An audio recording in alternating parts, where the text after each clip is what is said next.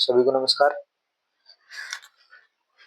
कल हमने आई कोर को पढ़ा था, यानी इंक्रीमेंटल कैपिटल आउटपुट रेशियो, वर्धमान पूंजी निर्गत अनुपात, और उसको अच्छे से समझा था। और फिर लास्ट में हमने बोला था कल हम role of saving and investment in growth पढ़ेंगे, यानी बचत और निवेश की भूमिका वृद्धि में। ठीक है, इसको एक चित्र से समझें। जैसे अपन यहाँ से स्टार्ट करेंगे सेविंग से, ये अपन ने लिखा है रोल ऑफ सेविंग। सेविंग होगी यानी बचत करेंगे, तो निवेश करेंगे। ये अपन ने कल बताया था, लास्ट में एक छोटा सा डायग्राम बनाया था, याद हो तो। निवेश ही कैसे भी हो सकता है, या हम करें या एफडीआई वगैरह जो भी आई, वो सारा निवेश है। ठीक है, इसके अंदर लिख ही देता हूं मैं।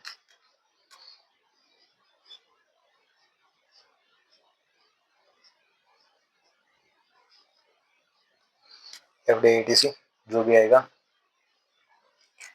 ये हम आगे पढ़ेंगे। निवेश करेंगे तो कैपिटल फॉर्मेशन यानी पूंजी निर्माण कल बताया था। इसमें एग्जाम्पल या तो दिख नहीं रहा होगा, एक मिनट।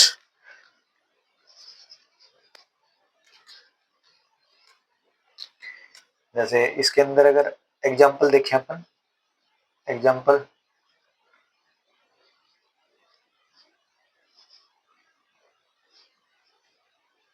मशीन एटीसी लगाई।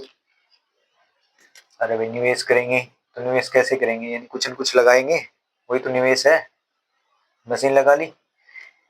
और मैंने क्या बताया था, जब अपने किन्स का अर्थशास्त्र पढ़ा, कल भी बताया था कि एक बार अगर निवेश करें तो एक बार निवेश होता है इन्वेस्टमेंट, उसके बाद वो पूंजी बन जाता है। ठीक है, कैपिटल फॉर्मेशन यानी पूंजी निर्माण। पूंजी निर्माण होगा, मशीन वगैरह ज्यादा लगेंगी तो उत्पादकता बढ़ेगी। उत्पादकता बढ़ेगी, आय बढ़ेगी। आय कैसे बढ़ेगी? पूंजी निर्माण यानी अपन ने मशीन लगाई, चलाने के लिए वर्कर चाहिए, उनको आय देनी पड़ेगी, सैलरी देनी पड़ेगी, तो उनकी आय बढ़ेगी और इससे उत्पादकता भी बढ़ी। अगर आय बढ़ तो कल अपन ने कैसे किया था, कल अपन ने जो एक दूसरे से इंटरलिंक किया था, अगर आय बढ़ी तो क्या करेंगे, उपभोग भी ज्यादा, उपभोग बढ़ेगा तो मांग भी ज्यादा, मांग ज्यादा होगी तो ये बात है ज्यादा से ज्यादा अपन उत्पादकता करने की सोचेंगे, यानी उत्पादन ज्यादा। और उत्पादन ज्यादा कब होगा, जब अपन निवेश करेंगे।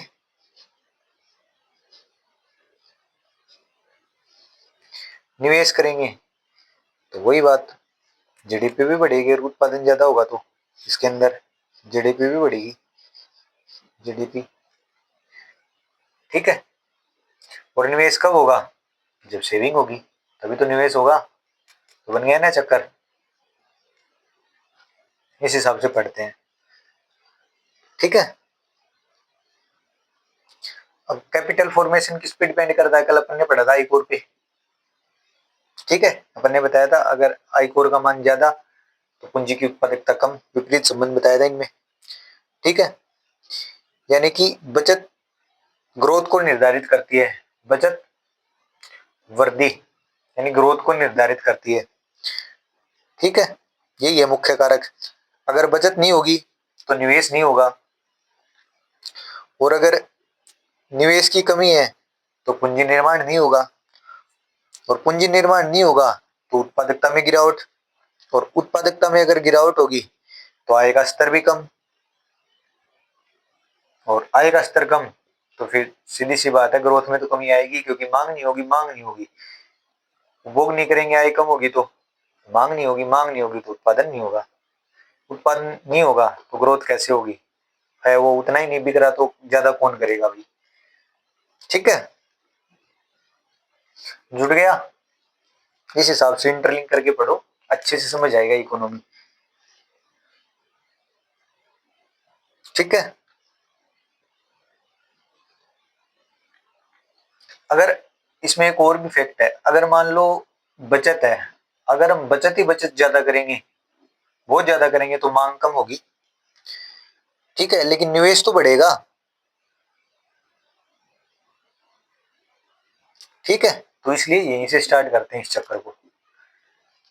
उम्मीद है आपको अच्छे से समझ आ गया होगा। अब हम पढ़ेंगे सस्टेनेबल डेवलपमेंट यानी धारणीय विकास या सतत विकास।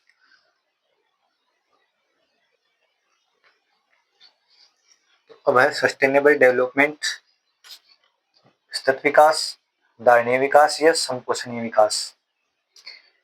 इस शब्द को दिया था, एक आयोग बना था 1983 के अंदर, ब्रंटलैंड आयोग, या इसको ब्रूंडलैंड आयोग भी बोलते हैं, BRUNDTLAND कमीशन। इसने अपनी रिपोर्ट दी थी 1987 के अंदर, जिसका नाम था अवर कॉमन फ्यूचर यानी हमारा साझा भविष्य। इसके अंदर इस शब्द को यूज किया गया था। ठीक है, आयोग ने क्या बोला था? इस आयोग ने बोला था अपनी रिपोर्ट के अंदर,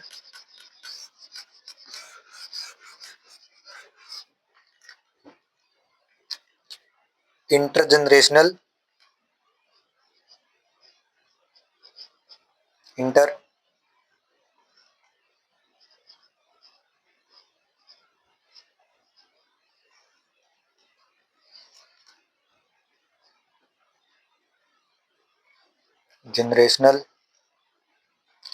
इक्विटी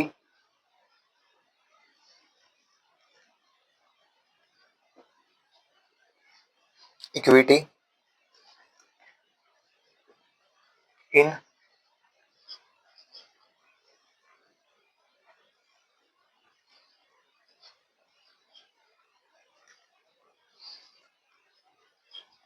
रिसोर्सेज यूज इज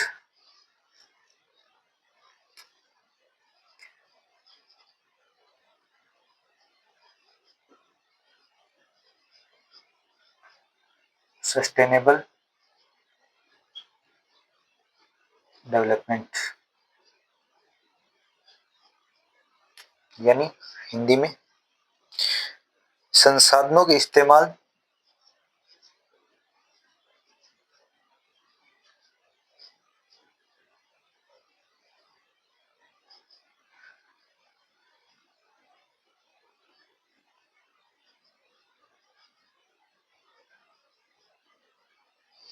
संसाधनों के इस्तेमाल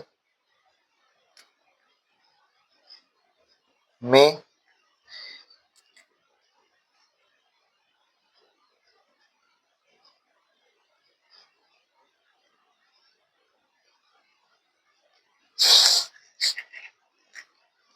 अंतरपीढ़ी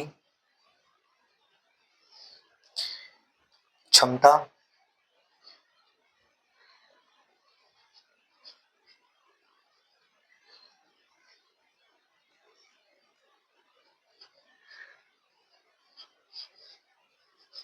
धारणीय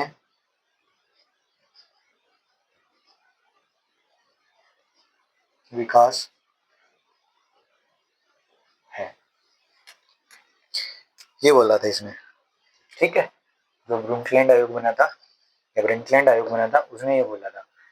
इन्होंने report the on common future, और जिसके अंदर इन्होंने बोला intergenerational equity in resources use in sustainable development, यानी कि संसाधनों के इस्तेमाल में अंतरपीढ़ी क्षमता धारणीय विकास है।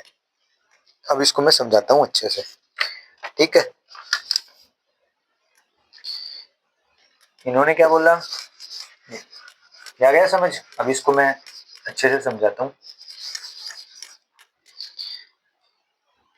यानी वर्तमान पीढ़ी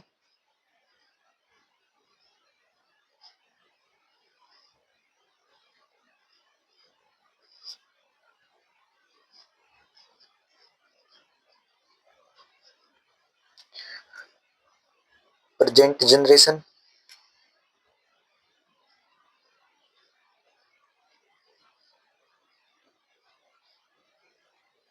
और यहाँ पे है भविष्य पीढ़ी या भावी पीढ़ी, भविष्य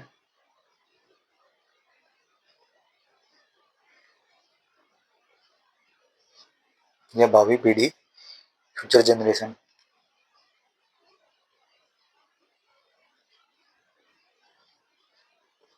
ठीक है।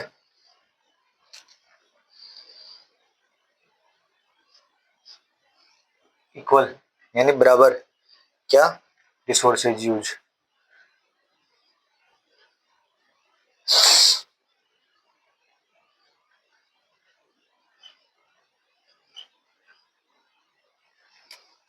ठीक है, यानी संसाधनों का इस्तेमाल बराबर होना चाहिए दोनों में। जो अपन ने पीछे बोला था ना, intergenerational equity in resources use is sustainable development, वो ये है। यानी वर्तमान पीढ़ी और भावी पीढ़ी में संसाधनों का जो इस्तेमाल है वो बराबर होना चाहिए। ठीक है।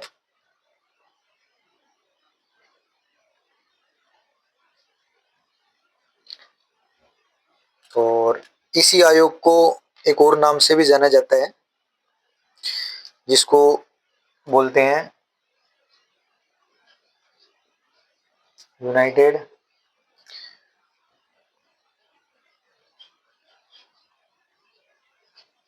नेशन कमीशन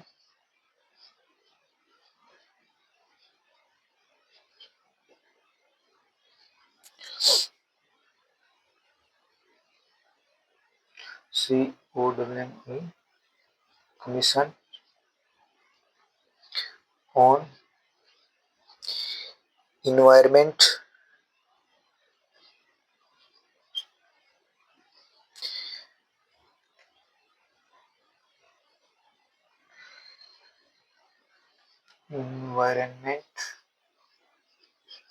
एनवायरमेंट एंड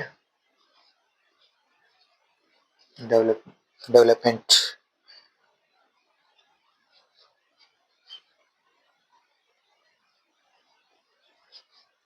इसी आयोग को इस नाम से भी जाना जाता है, वेटलैंड आयोग को United nation commission on environment and development, इस नाम से भी जाना जाता है। ठीक है। इसी ने बोला था, यानी इसने संसाधनों को छोड़ने की बात नहीं की, लेकिन बराबर होने चाहिए, ये बोला है। इन्होंने बोला है कि यानी ग्रोथ स्थिर रहनी चाहिए। क्यों? क्योंकि अगर ग्रोथ बढ़ानी है तो संसाधनों का तो इस्तेमाल करना पड़ेगा, और संसाधन सीमित है, ज्यादा यूज करेंगे तो एक दिन जीडीपी रुक जाएगी, और जब संसाधन खत्म हो जाएंगे तो जीडीपी रुकेगी। एग्जांपल जैसे भारत में भूमिगत जल कम हो रहा है। ठीक है।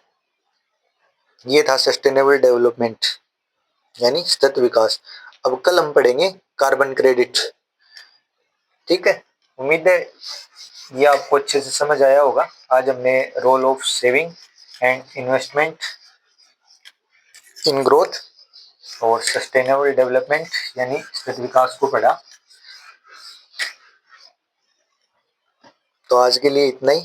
कल हम कार्बन क्रेडिट को पढ़ेंगे। चैनल को ज्यादा से ज्यादा लाइक करें, सब्सक्राइब करें, कमेंट करें और शेयर करें। धीरे धीरे हम पूरी इकोनॉमी को अच्छे से कवर करेंगे।